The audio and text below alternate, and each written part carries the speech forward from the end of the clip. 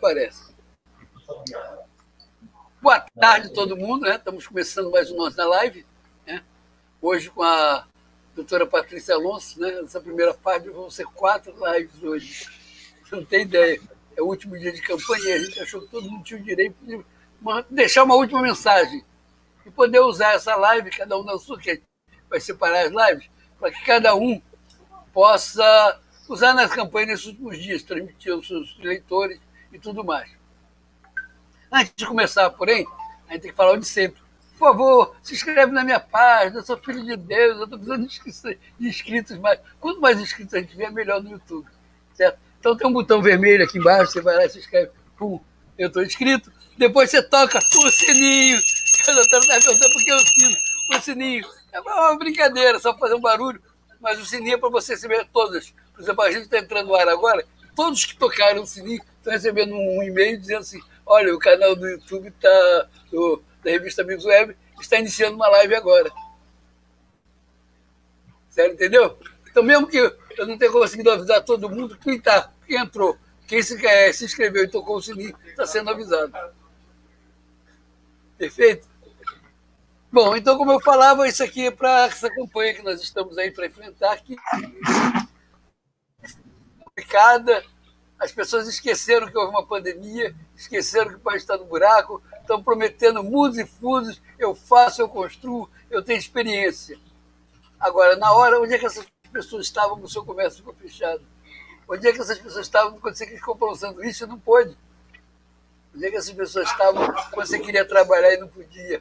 E hoje está desempregado sem dinheiro. Entende? Por isso nós precisamos de renovação. E insistindo nessa renovação, eu trouxe a doutora Patrícia Alonso, vou trazer mais 4 pessoas hoje, mais 2 pessoas hoje aqui no meu, e tem um no canal do Daniel, que é um candidato a prefeito, que a gente fez a parte com ele. Quer dizer, a gente vai ficar no vai e vem, ele vem para cá, eu vou para lá, ele vem para cá, eu vou para lá. O link já está distribuído para ele entrar, qualquer hora ele vai chegar aí. Ele está distribuindo os links todos. Doutora Patrícia, boa tarde. A senhora é candidata a vereadora, cidade de São Paulo, né? Qual o número da senhora? 10.318. Isso, deu até para guardar, viu? 10.302. Nós fizemos uma entrevista na semana passada, né? Já quer ver. Mas, dentro de tudo que a senhora está vendo aí, é uma pergunta que eu estava fazendo para todo mundo no começo. A senhora adotaria o tal do protocolo de tratamento precoce da Covid-19, obrigando o município a ter? Ela pode não evitar o contágio, mas ela evita a morte. Salvou todo mundo. Então, um outro que passa mais para frente dá para salvar, dá para curar. A senhora faria além nesse sentido, porque nós temos hoje quase que uma obrigação para uma vacina que no outro dia foi suspensa, aí volta que o cara não morreu da vacina, morreu, se matou. Na hora ninguém falou isso, na hora pensaram que ele tinha morrido, né? Para tudo. Aí não, ele se matou. Complicada essa história da vacina. Hoje tem mais um escândalo aí no estado de São Paulo, né?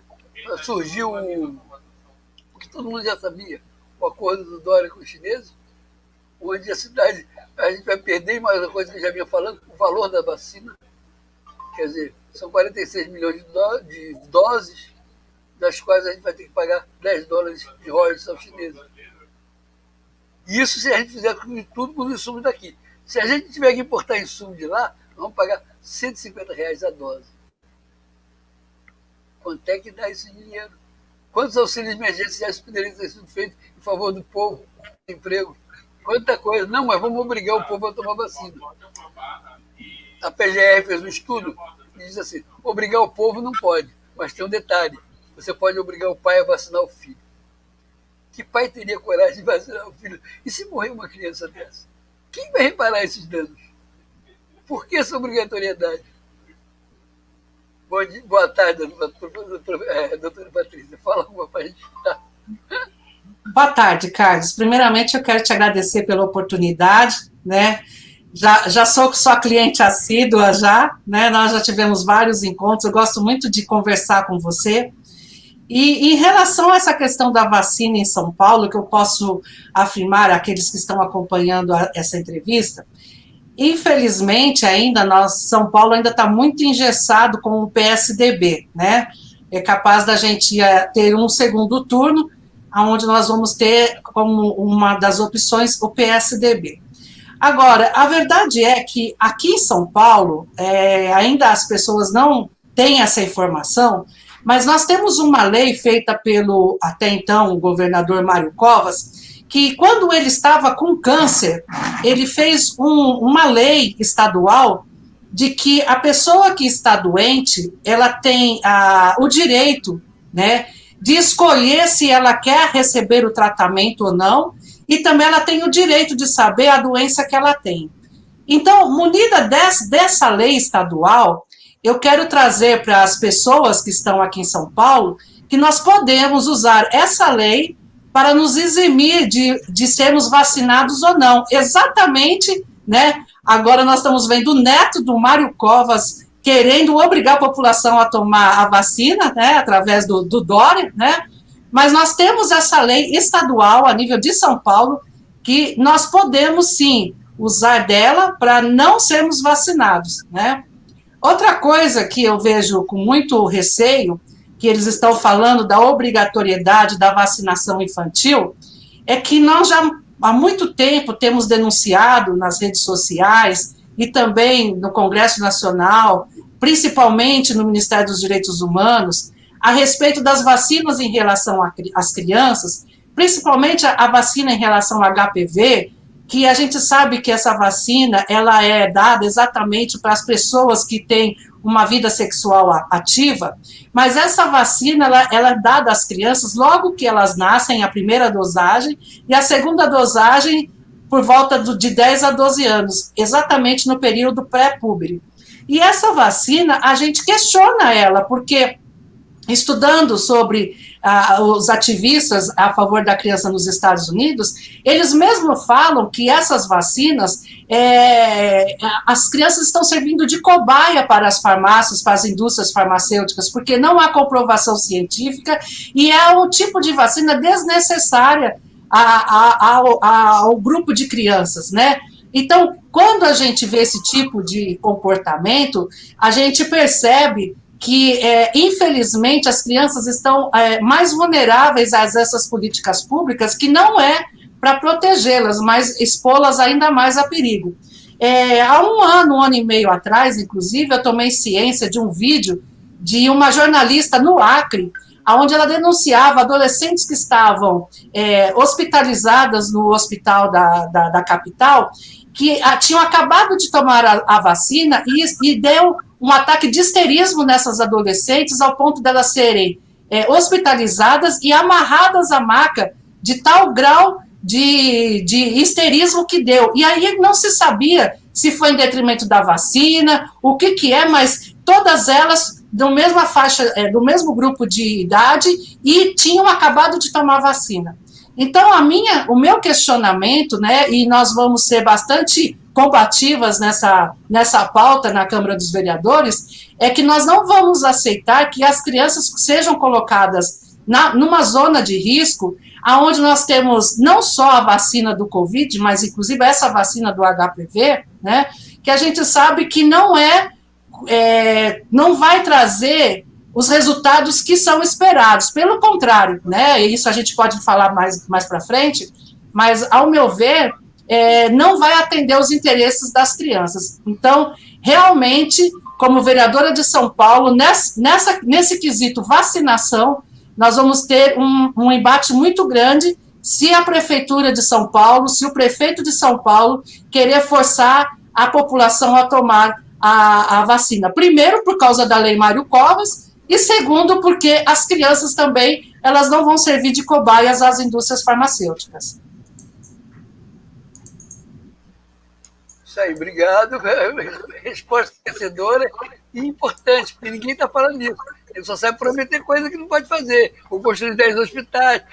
Ninguém está cuidando do povo. A gente precisa de gente lá para cuidar do povo. Daniel, boa tarde, obrigado pela presença. Tá? Boa noite, Carlos Sena. Boa noite, doutora Patrícia Alonso. Um grande prazer estar com vocês. Chega para frente, não. Você está baixinho. Está baixinho? Espera aí. Vale. Boa noite, doutora Patrícia. Boa noite, Carlos Sena. Como é que vai? Tudo bom? A galera escutou, tá vendo? Então, A gente está, como eu falei, no começo, na reta, são 2 dias de campanha mais, o resto vai ficar no YouTube. Então a gente está botando as pessoas que a gente acha que merecem serem eleitas, para que falem aqui com a gente, conversem aqui com a gente e mostrem que temos condições, sim, de ter um país diferente, começando com o presidente, agora vereadores e prefeitos. Concorda? Ou concordam? Então vamos lá, doutora Patrícia. Continuando na área da saúde, além dessa lei que a senhora trouxe para a gente, que isso é um bochicho aí dentro de São Paulo muito grande, que ninguém conhece todas as leis, né? Ninguém sabe de nada. Aqui no Rio teve um plano para derrubar o presidente da Alerj, para o Rodrigo Maia sair do foro privilegiado de lá e vir para cá. Só que aqui é 3 anos só. 3 anos ela tem decisão direta. O último ano aqui é direto. Não é 2 e 2 como é federal. Olha só, até a gente avisar isso é que diminuiu a pressão. Já estavam procurando um jeito de botar impeachment no vice, no outro. Deixa os caras trabalhar um pouquinho também. Meter a mão a gente grita, mas por enquanto deixa trabalhar um pouquinho, concorda? Exato. Então, da saúde, o que mais a senhora para São Paulo? Olha, uma das coisas que eu vejo na questão da saúde também, que nós estamos acompanhando já há algum tempo, a questão das gestantes, né? Uma das coisas que eu vou trabalhar muito nessa pauta é que a saúde pública, ela precisa respeitar a parturiente, que tipo de parto que ela quer escolher. O que nós estamos vendo hoje é que o Estado, ele está impondo a sua vontade, não uma questão visando a população, mas visando principalmente o bolso, né? E essa questão de visando o bolso, muitas vezes, está vindo contra a população. Eu postei nas minhas redes sociais, há 13 anos atrás, eu fui chamada por uma parturiente que ela fez todo o pré-natal dela pelo SUS, né? E no período pré-natal, a médica já havia alertado que ela não poderia ser parto normal, porque a bebê dela ia ser mais de 5 quilos, né? E essa mãe, quando eu cheguei no hospital, ela já estava agonizando durante 12 horas e os médicos não queriam fazer a cesárea, exatamente porque a gente sabe que a cesárea é muito mais cara do que o parto normal, né? Então eu tive que entrar no circuito entre a parturiente que estava agonizando e a direção do Hospital Municipal de Itaquera, né? E dizer, olha, eu sou advogada, conheço essa mãe, e se vocês não derem o atendimento necessário, eu vou estar indo para a delegacia e fazer um boletim de ocorrência de omissão de socorro, né? Eu sei que entre a minha conversa e até chamarem ela para a sala de parto, foram ainda 2 horas que essa mãe ainda entrou em sofrimento, né? E quando os médicos, então, avisaram que ela já ia para a sala de cirurgia, então eu avisei o pai, o senhor gostaria, então, de entrar, porque o senhor pode assistir o parto da sua esposa, da sua filha. Eu falei, doutora, está tão tensa a questão, está tão tenso a conversa aqui com o hospital, que eu preferiria que a senhora acompanhasse o parto, até para ver se essa criança vai nascer direitinho, se eles não vão cometer algum erro médico e levar ambas a óbito. Então, naquele dia, eu tive o grato prazer de assistir o parto da nenê, né, da Daniela, e graças a Deus foi um parto tranquilo, embora fosse cesárea, mas foi um parto tranquilo, e hoje tanto a mamãe quanto a filhinha estão muito bem. Então, assim, como advogada, eu pude ver que, infelizmente, a saúde pública, né, em todo o Brasil, e como vamos ser vereadores em São Paulo, nós vamos trabalhar muito nesse quesito. A população, ela precisa ter vontade e o Estado precisa cumprir a sua vontade. E volto a falar, novamente, essa lei Mário Covas, né, é de extrema importância para a população a nível de saúde. Seria bom que toda a população de São Paulo soubesse. Nosso gabinete vai fazer estudos a respeito, vamos colocar isso em debate, vamos colocar isso para a população, porque é uma ferramenta extremamente importante, né? E para aqueles vereadores de outros estados que precisarem da nossa ajuda para que coloquem o mesmo projeto de lei também em seus estados, nós estaremos ajudando, estaremos declinando essa lei, porque eu creio que está na hora da população pegar as rédeas, né? E nós definimos o que nós queremos, né? Então, eu vejo que por muito tempo, a política pública ficou na mão do Estado, ao ponto de o Estado hoje parecer um grande monstro e ele nos mandar em nós, quando na realidade é a população que deveria definir as diretrizes e como nós trabalharmos, né? A população, ela precisa ser participativa e desde 2018, da eleição de 2018, eles estão começando a perceber que a população brasileira está mais participativa, ela quer participar, ela quer falar, mas ela também quer ser ouvida, mas não só ser ouvida, ela quer que as suas demandas sejam atendidas. Então, como vereadora de São Paulo, nós vamos dar mais voz à população e dentro das nossas possibilidades, naquilo que estiver ao nosso alcance, nós vamos colocar, sim, para funcionar, e aquilo que não estiver ao nosso alcance, nós vamos, então, colocar, né, a população para poder, então, brigar junto e fazermos manifestação e assim por diante. Olha, o número da lei que eu estou falando para os senhores é a Lei 10.241 de 99, e diz assim, olha, são direitos dos usuários dos serviços de saúde do Estado de São Paulo ter um atendimento digno, atencioso e respeitoso, artigo 2, né, inciso 1, artigo 2, inciso 2, ser identificado e tratado pelo seu nome ou sobrenome, artigo 2, inciso 3, não ser identificado ou tratado por número, códigos ou de modo genérico desrespeitoso ou preconceituoso. Número 4, ter resguardado o segredo sobre seus dados pessoais através da manutenção do sigilo profissional, desde que não acarrete risco a terceiros ou à saúde pública. E ele fala várias outras coisas, mas o inciso 5 diz assim, olha, receber informações claras, objetivas e compreensíveis sobre 1. Hipóteses diagnosticadas. 2. Diagnósticos realizados. 3. Exames solicitados. Ações terapêuticas. Olha só o inciso E. Riscos, benefícios e inconvenientes das medidas diagnosticadas e terapêuticas propostas. Ou seja, para eles poderem nos dar essa vacina, o governo precisa mostrar para a população os riscos, os benefícios e as inconveniências dessa vacina que vai ser dada à população, né? E deixa eu ver o que mais, assim, que seria mais pertinente a nossa... inciso 7º, consentir ou recusar de forma livre, voluntária e esclarecida, com adequada informação, procedimentos diagnósticos ou terapêuticos a serem nele realizados. Então, o paciente, ele pode consentir ou recusar de forma livre o que for proposto pelo médico, e a gente pode puxar essa lei, fazer um puxadinho, né, para a saúde, para essa questão do Covid também. Então, pela lei, o que o governo estadual está querendo impor para a sociedade é completamente ilegal. Sinceramente, eu acho um absurdo. Né? Essa live vai correr. Só um instantinho. E depois, semana que vem, ninguém mais vai ouvi-la, porque ela já faz parte do passado. Eu quero tirar esse pedaço, editar e usar para frente, porque vai ser muito importante para todo mundo. As pessoas desconhecem a lei, desconhecem o teor da lei.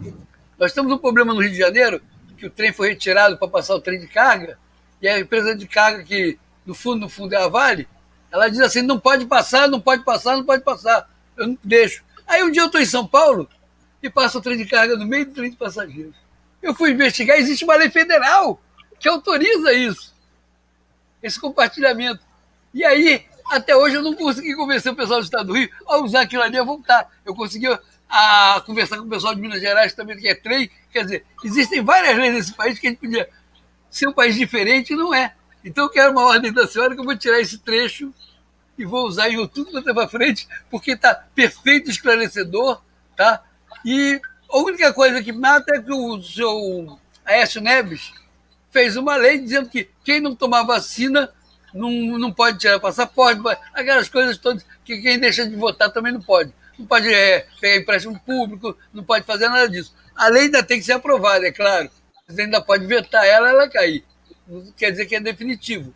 Mas isso me chama a atenção, parece que ele já sabia dessa estadual, que ele está fazendo uma por cima para poder obrigar. Mesmo com o paciente tendo o direito de escolher se quer ou não a vacina, está fazendo uma. Tudo bem, você pode escolher, mas se você não tomar, você não tem isso, não tem aquilo, não tem aquilo outro. Então isso é com toda a pressão em cima, né? Uhum.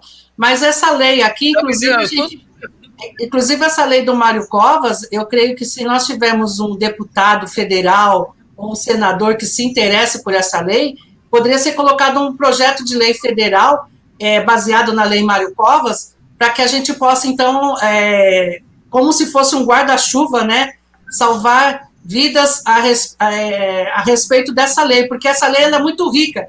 É tanto que o Mário Covas, inclusive, ele coloca aqui que o paciente pode até optar pelo local da sua morte, né? Coisa que a gente pode ver, por exemplo. Inclusive, outro também que eu achei interessante nessa lei do Mário Covas, recusar tratamentos dolorosos ou extraordinários para tentar prolongar a vida. Por quê? Porque, na época, o governador Mário Covas, ele, sabendo que a quimioterapia ia prolongar a sua vida, mas que ele ia sofrer, e ele não queria ser obrigado a esse tipo de tratamento, então ele faz essa lei, e ele coloca nessa lei exatamente isso, recusar tratamentos dolorosos ou extraordinários para tentar prolongar a vida, ou seja, o paciente ele pode escolher se ele vai fazer o tratamento ou não para prolongar a vida, ele tem a escolha. Eu acho que esse poder de escolha precisa ser dado novamente, apesar de nós termos uma Constituição Federal que defende a vida, que dá vários direitos, mas precisamos, infelizmente, ter uma lei como essa a nível federal, reforçando a Constituição Federal, né? Por isso que eu acho muito importante que nós possamos ter vereadores que entendam de lei, né? Com todo o respeito aos outros candidatos que estão aí, né, na campanha, mas nós estamos num momento muito delicado e não dá para a gente acreditar ou a gente colocar a nossa confiança num candidato que não entenda de lei, que não saiba o que nós temos à disposição para refutar, né, os abusos que nós estamos tendo de autoridade, né, para que a gente realmente possa fazer uma defesa sólida, consolidada, né, e fechar o cerco, fechar completamente esses abusos que a gente está vendo do Estado em relação principalmente à população aqui de São Paulo. Eu acho bastante interessante o que a doutora Patrícia está falando, né? Hoje em dia, infelizmente, é uma carência em todo o Brasil de políticos, né, que entendam realmente de lei, que entendam como funciona o poder público, como funciona uma prefeitura, como funciona uma Câmara de Vereadores, que tenham noção exatamente do que eles vão trabalhar, né, com quem vão mexer, né, saber a lei orgânica da cidade, de tudo que acontece na sua cidade, saber números, dados, tem que entender de tudo. Não basta só querer dizer, eu vou ser. Entende? Você tem que entender, procurar saber, estudar, entende? Se preparar, porque você vai lidar com dinheiro público, você vai lidar com gente, pessoas, vida de pessoas, né? E se as pessoas não estiverem preparadas, infelizmente vai ser uma catástrofe, né? Graças a Deus tem a doutora Patrícia que entende muito, muito mesmo. Eu acho que é a candidata mais bem preparada do estado de São Paulo hoje para assumir essa venerância, né? E São Paulo com certeza vai ficar em boas mãos. Parabéns aí, doutora Patrícia. Obrigada. É isso aí, Daniel. É isso que a gente fala. Por isso que ela está aqui hoje. Só para resumir a história. Porque eu acho que a gente tem que insistir, tem que botar os bons. Quer dizer, ontem a gente já fez um com outras pessoas, hoje com ela e amanhã com outras pessoas do Brasil inteiro. A gente não está fazendo só São Paulo. Está fazendo pessoas do Rio, pessoas de toda a cidade do Brasil. Vamos mostrar. E aquilo que eu falei, o seu trechinho falando, explicando a lei, eu acho que ela espalhar para o Brasil inteiro. Até sou capaz de chamar depois a senhora de entrevista só para falar dessa lei. Mas, vamos olha, frente. Carlos, inclusive, Carlos, eu tive uma audiência essa semana e aonde foi debatido de novo a lei da alienação parental, né? E, infelizmente, nós ouvimos da boca do desembargador dizer o seguinte, que a justiça precisa usar a lei da alienação parental porque ela ainda não foi revogada. Logo, se ela não foi revogada, ela existe no mundo jurídico e dessa forma eles vão usar também. E aí eu falo, né, o apartheid também era uma lei. E aí ela foi boa, né? O nazismo era uma lei. E aí ela foi boa. Então não é porque existe como lei que ela deve ser obedecida, né? Ela tem que ser questionada e ser reformulada. De forma que o que eu vejo hoje no Brasil é que o despreparo político é tão grande, tão grande, tão grande, que a partir do momento que se aprovar uma lei no Legislativo, o Judiciário, a obrigação dele vai ser cumprir a lei e a população obedecer. E aí não adianta nós chorarmos, não adianta nós ficarmos de mimimi, né? Porque vai ser um resultado das nossas escolhas, né? A gente sabe que é um ciclo vicioso. Eu voto nos políticos, os políticos fazem a lei, o Judiciário cumpre a lei, né? Faz valer a lei, né? E nós vamos ter que obedecer. Então, quer dizer, dependendo das nossas escolhas, vai redundar para bem ou para mal para nós, né?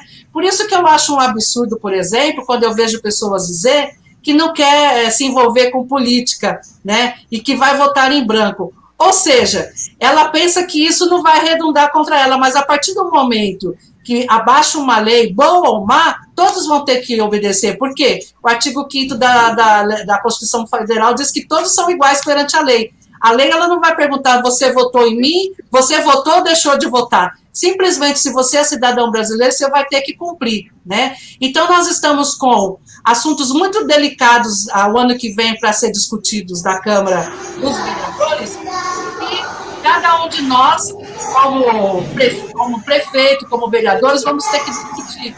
Como, por exemplo, a ideologia de gênero, né? Os banheiros neutros nas escolas, nos lugares públicos, né? Porque na medida que forem aprovados os banheiros neutros nas escolas, isso vai acontecer nos shoppings, vai acontecer nas repartições públicas, nas igrejas, né? E aí ninguém vai poder reclamar, né? Mesmo os religiosos, né, que têm os templos assim por diante, vai dizer, mas a minha igreja não aceita esse tipo de comportamento. Não interessa, a igreja é um lugar público e vai ter que fazer banheiro genérico, vai ter que aguentar, vai ter que aceitar. Então, há outras questões, como, por exemplo, 2021, nós vamos ter que aprovar, né, o balancete que foi fechado em 2020. Então, a comissão que vai trabalhar nessa área, ela vai ter que, inclusive, verificar a questão de aonde foi gastado o dinheiro público nos hospitais que eles fizeram do Covid-19. Será que o que foi gasto era necessário realmente? Será que morreu tantas pessoas quanto a estimativa da compra, né? E aí cabe até responsabilização, né? Responsabilização do governo de ter comprado, da prefeitura, de ter comprado coisas desnecessárias. E agora, como que nós vamos fazer com esse material todo comprado? Para onde vai ser direcionado, né? Nós temos o caso aqui do hospital aqui da Zona Norte, que no meio da pandemia foi inaugurado assim, no susto. Só o pronto-socorro está funcionando, o resto do hospital não. E, por incrível que pareça, é tão interessante a história desse hospital, que na planta fiscal estava tanto o hospital para ser construído, quanto o metrô também, né? Sendo que a gente sabe que para você passar o metrô tem que ser em lugar que não tenha prédio, porque a escavação é muito profunda. Ou seja, se você faz o metrô embaixo do hospital, corre o risco de, com o tempo, o hospital desabar, né? Então, para ver a falta de planejamento que existe, tanto da prefeitura, quanto também do governo estadual. E tudo isso, né, o vereador ele tem que estar lá, um dos papéis dele é fiscalização, né? E aí a gente precisa ter um grupo bom de vereadores que olhem e interpretem as informações e coloque isso, né, em debate dentro da Câmara dos Vereadores ou em audiências públicas que nós vamos fazer e cobrar isso firmemente do prefeito, né, sem negociatas, né, dentro daquilo que é da razoabilidade. Muitas vezes a gente sabe que a gente vai ter que ceder também, mas que a gente ceda dentro da razoabilidade, né, porque política também se faz cedendo um pouco de cada lado, né, mas a gente tem que, acima de tudo, pensar que os vereadores estão para defender os interesses da população, e é esse o nosso compromisso. O senhor já acompanha a gente um tempo, mas o Daniel é mais antigo com a gente, já caminhou com a gente no Congresso Nacional, já viu o quanto que a gente apanhou nos gabinetes com os políticos, e sabe que o nosso trabalho é um trabalho de persistência, né? Muito pouco a gente já poderia ter jogado a toalha, o Daniel sabe disso, mas a gente está aí firme e forte e vamos continuar até onde Deus permitir, nos der saúde, nos der voto, nos der credibilidade, vamos estar trabalhando nessas pautas. Sim. Carlos, tem como você dar uma olhada no software aí, porque está dando um barulhinho aí muito... Eu queria saber de onde é, porque aqui em casa tem criança, aqui não tem criança. Esse barulho de uma criança não é... É um zumbido aí, então, na hora que a Patrícia está falando. Tá bom. Bom, vamos seguir em frente, então. Ou seja, estão querendo nos calar. Vamos dar de vítima. Estão querendo nos calar, mas não vamos calar. Vamos falar tudo de hoje até o final. Agora, eu só queria uma coisa, que a senhora é advogada e tem que alertar o público. Nós já estamos encontrando vários formulários que, em vez de vir a palavra sexo, tem a palavra gênero. A partir daí, eu estou me recusando a responder. Só que eles estão botando como campo obrigatório. Você é obrigado a responder qual é o seu gênero. Só que tem uma opção de dizer assim, não quero declarar. E eu tenho usado. Então, espaço para os outros. Em 2013, aí no Congresso, eu estava junto com o padre Paulo Ricardo, ele juntou a bancada católica, a bancada evangélica, abraçou todo mundo, falou, vamos derrubar a lei, e derrubaram. Semana passada, agora, quarta-feira, ia ser julgado de novo no Congresso o pedido de inconstitucionalidade dessa derrubada. E aí bota como constitucional, política de gênero voltou. Mas ela está vindo em vários formulários, tudo que você tiver preenchido está lá, gênero. Quando não está gênero, não quero declarar. Pô, é um direito meu. Eu não quero responder gênero. Se botar sexo, eu boto. Nasci masculino. Teve até uma piada que eu tive que rir no outro dia, que o cara falou assim, a menina foi entrar no banheiro, aí um homem entrou atrás e falou assim, não, eu sou homem, mas eu me sinto mulher, então eu vou entrar atrás. Aí o pai dela chamou, eu sou homem, me sinto a fase dos dentes, deu um soco, quebrou todos os dentes dele. Quer dizer, simples, resolveu a coisa assim. O pai dele resolveu assim, eu sou a fase dos dentes, deu um soco na boca dele, quebrou os dentes dele todos. Ele não ia deixar a filha de 4 anos de idade entrar no banheiro e o homem entrar atrás. E essa é uma realidade que está acontecendo por aí, nesse banheiro único. Como é que você vai ter um banheiro único genérico? Isso não pode ter. Isso tem que ser separado. Tá? Aqui no Rio tem um restaurante que eu vou, e você tem na lateral o banheiro dos homens e no fundo o banheiro das mulheres. Mas o corredor é único. E quando eu entrei no banheiro dos homens, eu estava apertado, a mochila prendeu, aquelas portas de abrir e fechar, aquelas que... Ela prendeu aqui, ficou meio aberta. A mulher passou reclamando, me xingando, tudo era louco, não foi sem querer. A mochila que agarrou na porcaria da porta, senão tinha fechado. Mas era a porta do vai e vem. E aí? Ela está certa do que ela reclamou, não tira a razão dela. Mas ela também estava apertada, e aí? Precisava do banheiro, quer dizer... Ela poderia ser um pouco mais compreensível, eu também poderia ser um pouco mais compreensível de se eu tivesse espaço para voltar. Bom, boa noite, Malvina, tem gente aqui no chat, certo? A gente está falando muito e a senhora não me respondeu. Boa noite. Está funcionando minha voz aí, ó. Estou em todo. Tá, minha mãe me chamando. Não sei se deu para escutar ela chamar, mas eu olhei para o lado para isso. Sobre a educação, o que a senhora pretende? Já que esse banheiro único vai estar nas escolas, né? Sim. Algo que foi muito bom na minha infância, que eu lembrava, era a Associação de Pais e Mestres.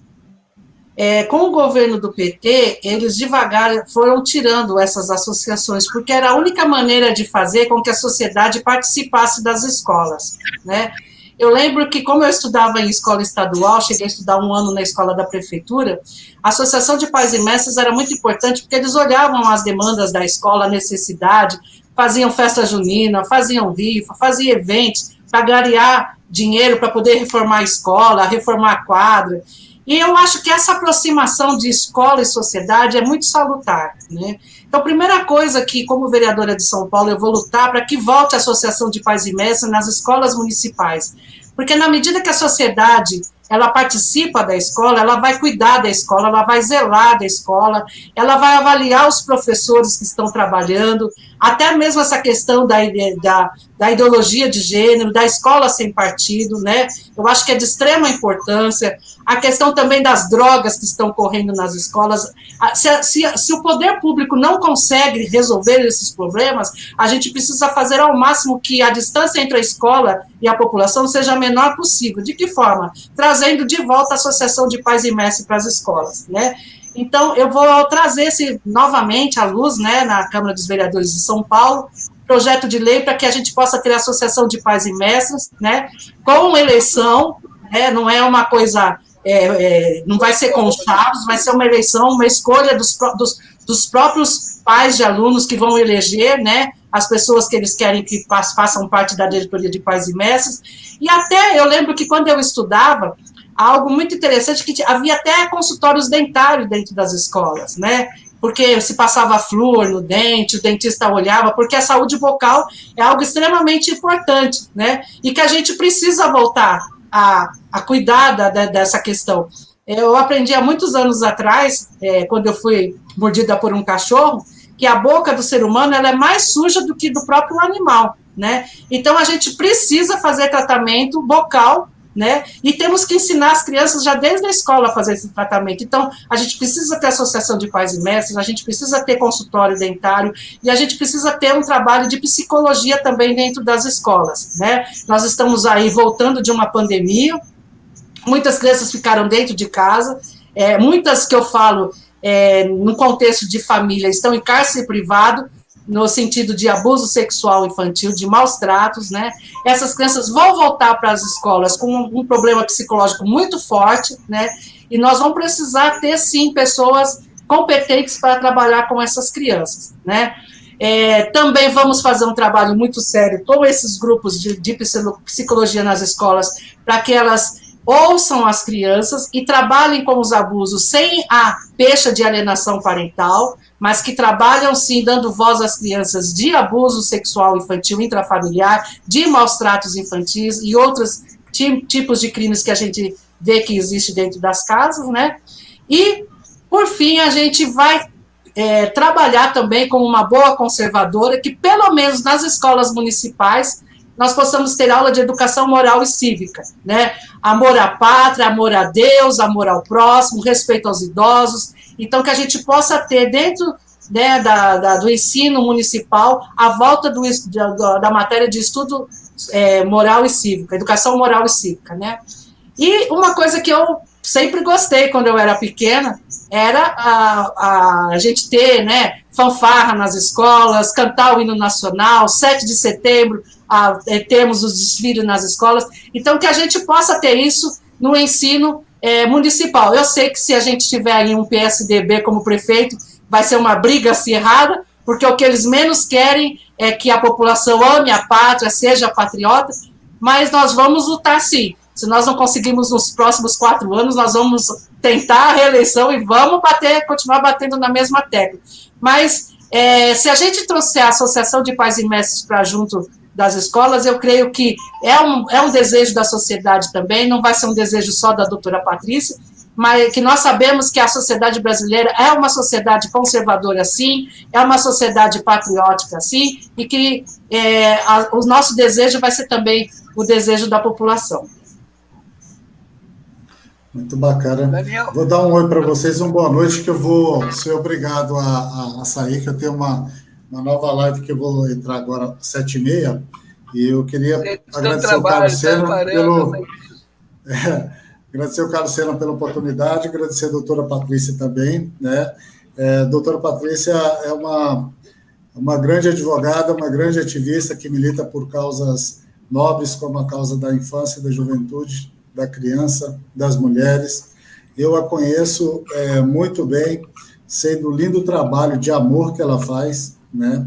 Para os meus amigos que estão vendo essa live aqui, eu peço a vocês um voto de carinho da doutora Patrícia, porque o que ela já fez por milhares de crianças em todo o Brasil, por mulheres, né, por famílias, eu não conheço outra pessoa que esteja à altura desse cargo.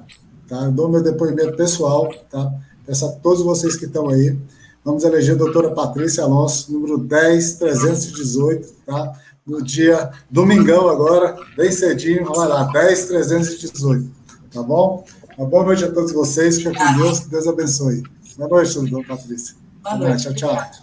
Tchau, tchau. Obrigado. Mais tarde a gente se encontra. Tchau, tchau. Hoje é dia, bastante, já foi. Como eu falava, hoje a gente está cheio de lives com pessoas que a gente acha que serem eleitas, tá? Do Brasil inteiro. Amanhã também vou fazer a mesma coisa, dar uma oportunidade de se falar de novo. Obrigado pela aquela sua super informação, que foi de que existe uma lei em São Paulo que desobriga as pessoas a tomarem a vacina. Essa informação é fundamental. Qualquer outra coisa que se faça, essa lei está aí garantindo o Estado e vai mexer muito com essa briga toda que vem pela frente. Boa noite, Cleide, boa noite, Claudilson, tem mais dois aqui falando com a gente. E eu queria que a senhora falasse um pouquinho de segurança, se quiser falar, ou de transporte. Ok, a segurança municipal, nós temos a guarda municipal, né, que, ao meu ver, a gente precisa, já há algum tempo há um debate de nós termos uma só polícia, né, tanto municipal, estadual, quanto federal, sermos uma polícia só, ainda é um debate que ainda precisa a gente, cada dia mais, estar fortalecendo essa ideia. A Guarda Municipal hoje, ela é muito deficitária no sentido de proteção às escolas da periferia, né? Eu tenho, nessa campanha, eu priorizei conhecer a periferia de São Paulo e posso dizer para o senhor que, infelizmente, a discrepância é grande, né? Nós temos um centro muito rico e uma periferia extremamente pobre mesmo. Aquilo que a gente fala de Nordeste, eu vi aqui na periferia de São Paulo e eu fiquei, assim, estarrecida de imaginar que dentro da minha cidade o poder público abandonou tanto a população, né? Então, a gente precisa fortalecer a polícia, a Guarda Civil Metropolitana a nível de periferia, né? As escolas, principalmente, fazer um enfrentamento contra as drogas, né? Que é algo muito terrível, que ainda é uma realidade forte em São Paulo, para que a gente não aconteça o que acontece hoje no Rio de Janeiro, que praticamente a população se tornou refém, né, do narcotráfico. Então, a gente precisa fazer esse trabalho ostensivo, né?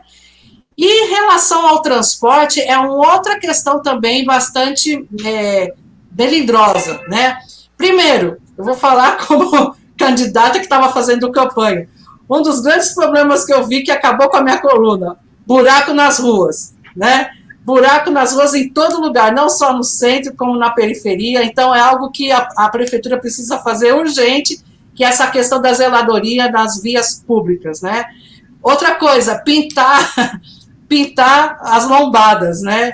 Porque é algo que é tão prático, tão fácil de se fazer, mas eu vi o desleixo da prefeitura em relação a isso, em todo lugar, não só no centro, quanto também na periferia. Agora, se nós temos buracos, se nós temos lombadas que não são sinalizadas, então nós vamos ter um problema sério, por exemplo, de transporte de ônibus, que eu vi muitas pessoas idosas falando, Patrícia, os buracos e as lombadas não pavimentadas, nós que estamos dentro do ônibus, o motorista não toma cuidado, a gente é jogada de um lado para o outro, as lombadas a gente sofre.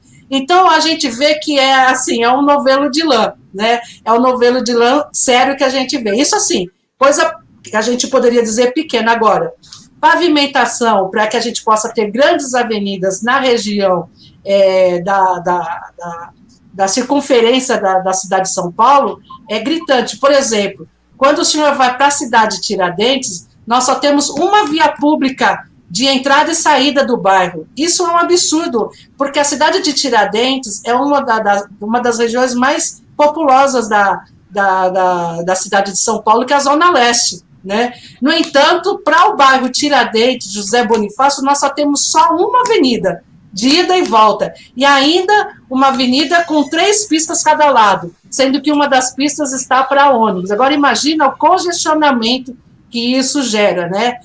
Bastasse ter um viaduto, bastasse ter um anel viário que ligasse, né, a outras saídas, e a gente resolveria facilmente essa questão, né?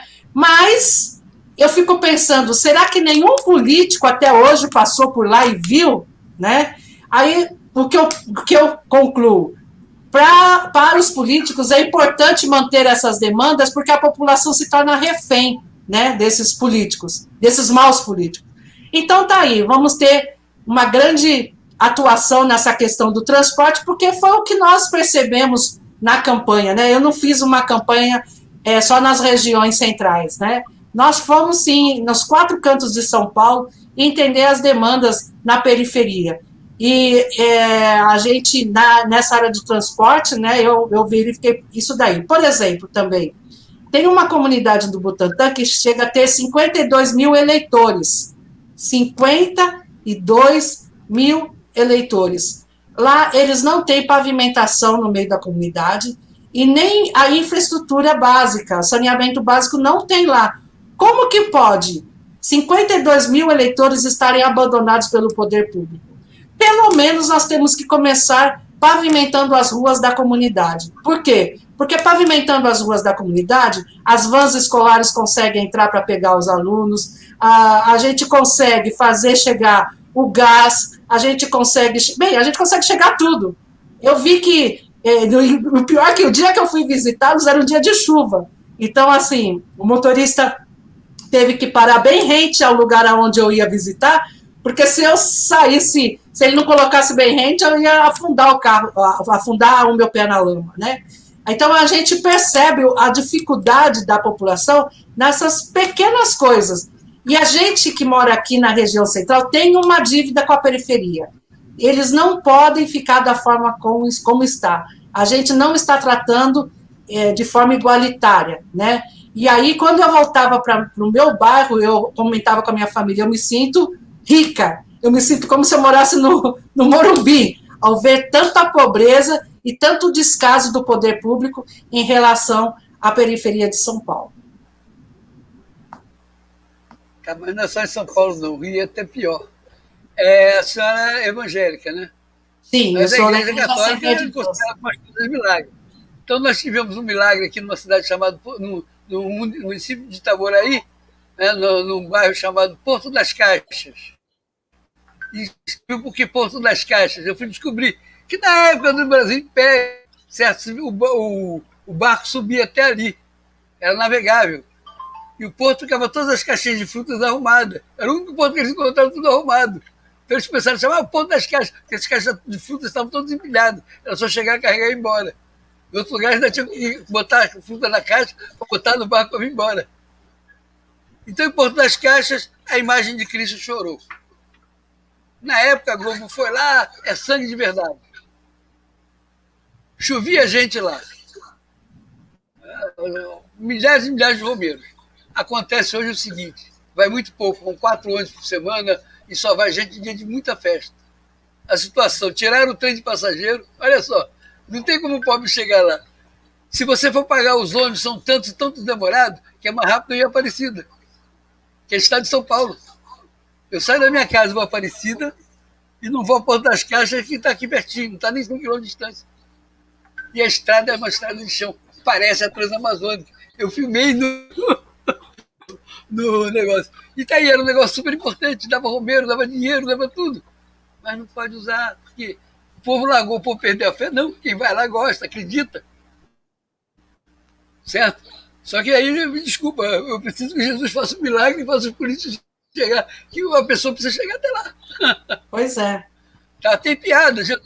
Jesus voltou à Terra e falou assim, vamos até Porto das Caixas, não, hoje eu não vou fazer milagre, não. Quer dizer, tem essa piada. Mas já que você está falando de igreja, Carlos, eu quero dizer para você que eu estou muito orgulhosa de ver todas as igrejas, não só a minha evangélica, mas católica, espírita, não importa o credo. Agora, no período da pandemia, eu quando eu saí como candidata, eu tinha 2 opções, ou eu ficava com medo em casa, né, ou eu enfrentava o medo e ia a campo. E aí eu fiz questão de visitar, né, os órgãos públicos para conhecer a realidade de São Paulo, e eu encontrei tudo fechado, tudo. Até a Secretaria dos Direitos Humanos da Mulher estava fechado, Secretaria de Direitos Humanos, né, da Municipal, e lá tinha lá a parte das mulheres, tudo fechado. E aí, o que estava aberto? As igrejas. A única coisa que estava aberta, pronto-socorro, igreja, né? E aí, não ficou pior a situação de São Paulo, na cidade de São Paulo, os munícipes de São Paulo, não ficou pior, porque a igreja estava lá dando cesta básica, estava dando marmitex, estava fazendo sanduíche, estava dando atendimento psicológico, estava dando atendimento espiritual para todas as igrejas, né? E eu me senti, assim, agradecida a Deus, porque realmente hoje eu vejo que se o poder público não fizer uma parceria com as igrejas, eles vão sucumbir. Eles precisam, sim, das igrejas. E diga-se de passagem, nós religiosos não temos verbas públicas. E tudo que foi feito nessa pandemia foi feito graças aos dízimos e às ofertas dos próprios fiéis, né? Nós demos uma aula do que é fazer um bom trabalho em meio ao caos, né? Eu fiquei muito feliz porque nós estávamos num estado de guerra, principalmente aqui em São Paulo, foi feito um terrorismo muito grande e as pessoas realmente abraçaram a ideia do terror dessa Covid-19, né?